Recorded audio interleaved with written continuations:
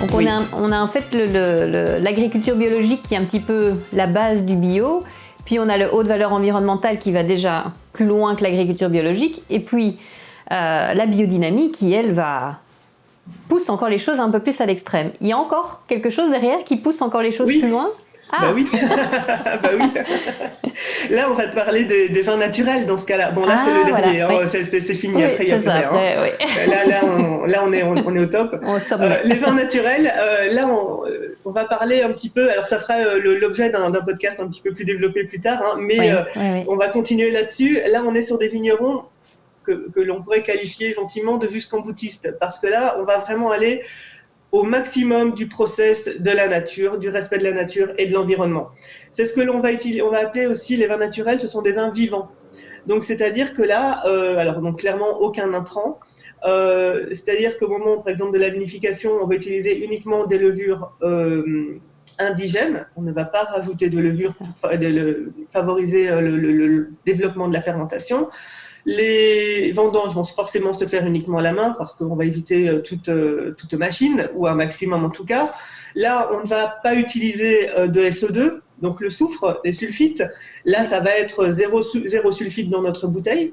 Donc là, par contre, ça peut être très intéressant, mais on a aussi un risque de déviance. Parce que malgré tout, nos sulfites, on l'avait vu, hein, ça sert un petit peu à protéger notre vin.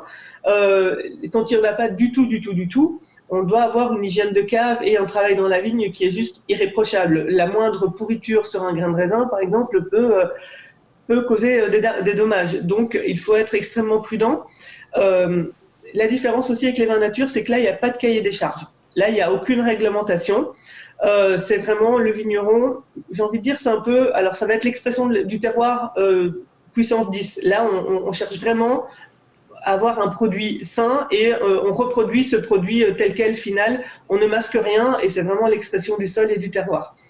Mais c'est un peu aussi une façon de penser, c'est un peu des vignerons qui prennent plus de liberté, qui auront aussi ces vins, par exemple, plus souvent en vin de France ou en vin de pays qu'avec une AOC.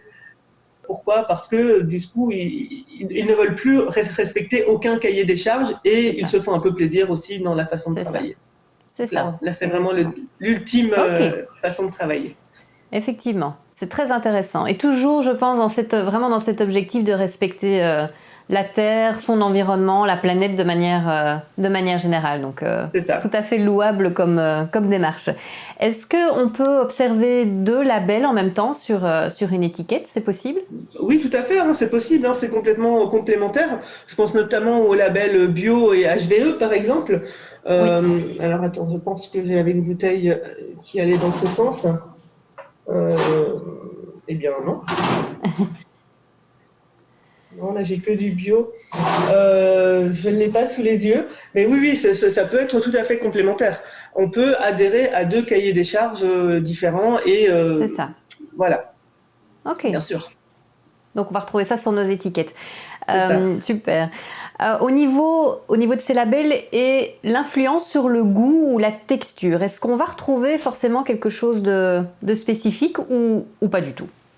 Alors, sur le goût, pas forcément, mais en revanche, plus on va aller dans cette recherche de l'expression du terroir, plus on essaiera d'avoir un vin qui va être l'expression du terroir tel qu'il est, l'expression du sol, l'expression d'une zone géographique aussi parfois, selon les cépages, des choses comme ça, selon le sol de quoi il est constitué, si c'est un sol calcaire, un sol de caillouteux, des choses comme ça. Tout cela peut influencer, mais ça ne va pas vraiment influencer le goût, c'est vraiment la recherche de l'expression du sol et du terroir dans lequel le vin est produit. Effectivement. Ok. Aurore, lorsqu'on va dans les magasins plus bio, justement, puisqu'on en parle et que ça fleurit pas mal aussi ces dernières années, on va retrouver, comme tu l'as dit, je pense, des vins qui sont plutôt forcément bio ou naturels, mais également vegan. Alors, est-ce que tu peux nous parler aussi de ce label-là ? Alors, les vins véganes, oui, tout à fait. Maintenant, ça devient un petit peu une nouvelle tendance, que je comprends tout à fait aussi.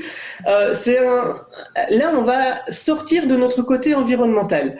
En fait, là, pour le coup, ça porte parfois un petit peu à confusion parce que Le côté vegan, on peut se dire qu'on va avoir quelque chose aussi de très sain, de très naturel. En revanche, on ne prend pas en compte le côté agriculture biologique ou respect de l'environnement. Là, on n'est pas obligé, on peut être en bio, en vegan, mais pas forcément en bio, par exemple. D'accord. Le côté vegan, ça va surtout concerner la façon dont on va travailler notre vin à la cave. Et plus précisément à une étape bien particulière de la vinification qui va être le collage.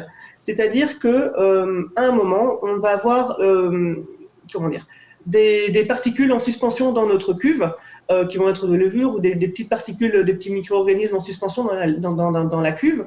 Et cette étape du collage consiste à ajouter une substance, il y en a différentes, une substance qui va permettre à toutes ces petites particules de coaguler, de s'agglutiner autour de cette substance et de tomber dans le fond de la cuve où elles vont sédimenter. Et on pourra ensuite les récupérer.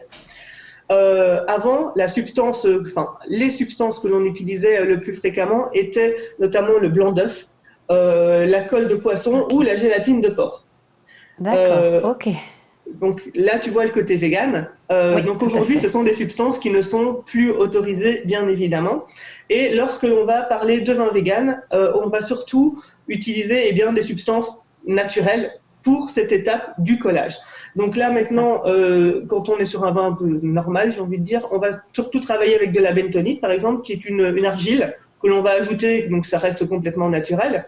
Mais aussi, ce que l'on peut utiliser plus pour le côté vegan, ça va être des colles à base de protéines végétales. Donc là, je pense par exemple à la colle de pois cassés.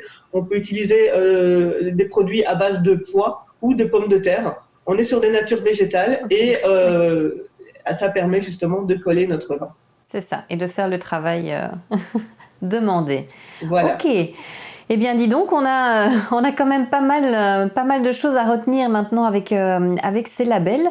Je pense que c'est très intéressant dans le choix que l'on veut faire par rapport peut-être à ses propres convictions également. Je crois que ça peut vraiment bien guider, bien aider dans le choix de son vin.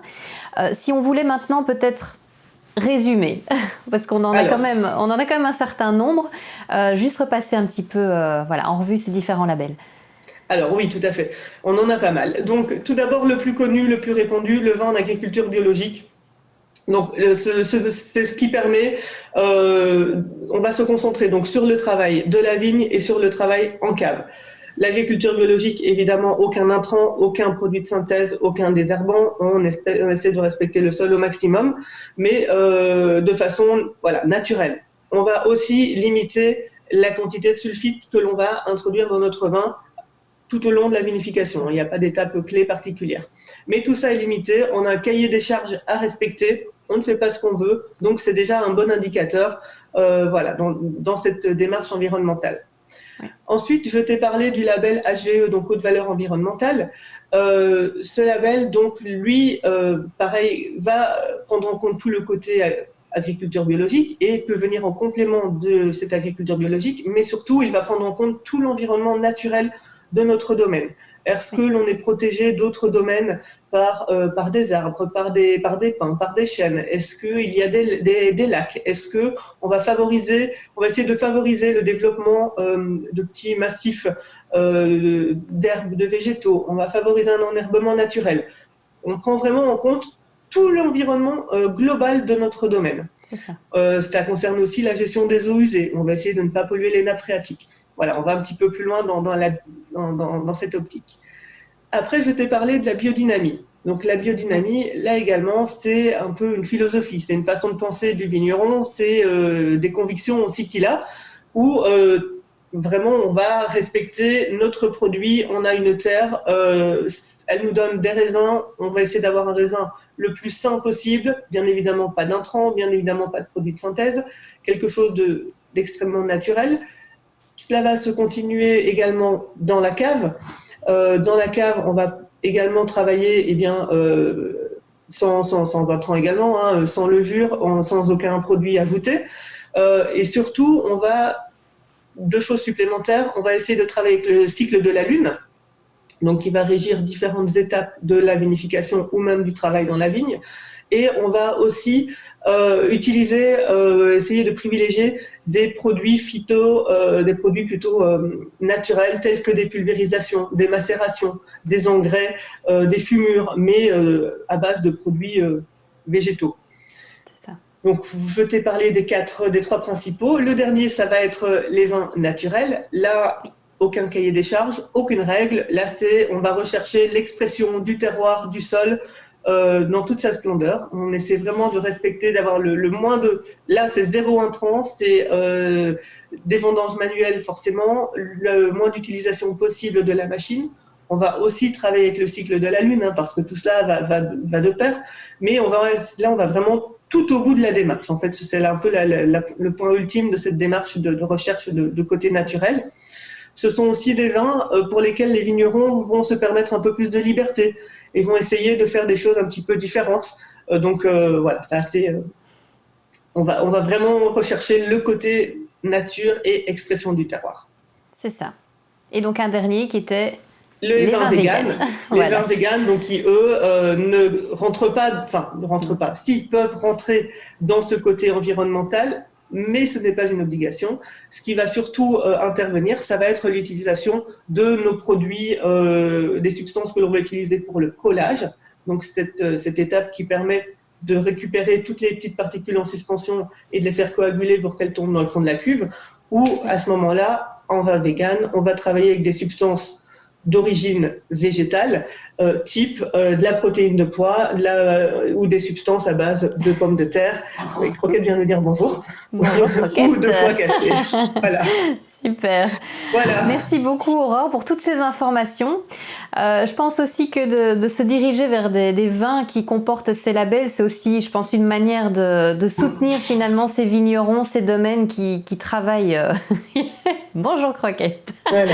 Qui travaillent dur au respect du terroir, au respect de la nature, de la planète de manière générale. Donc je pense qu'on fait un beau geste en faisant attention au label sur nos bouteilles maintenant qu'on en sait plus grâce à toi. Merci beaucoup Aurore. Je vous en prie. Merci, à bientôt. À très bientôt. Bienvenue sur la chaîne Wine O'Clock. Avec Aurore, on vous donne rendez-vous chaque semaine pour parler vin. Aurore vous dira tout, absolument tout ce que vous avez toujours voulu savoir sur le vin. Abonnez-vous pour ne manquer aucun rendez-vous Wine O'Clock et surtout, n'hésitez pas à commenter et à nous soumettre vos questions sur le vin. À très bientôt et belle découverte!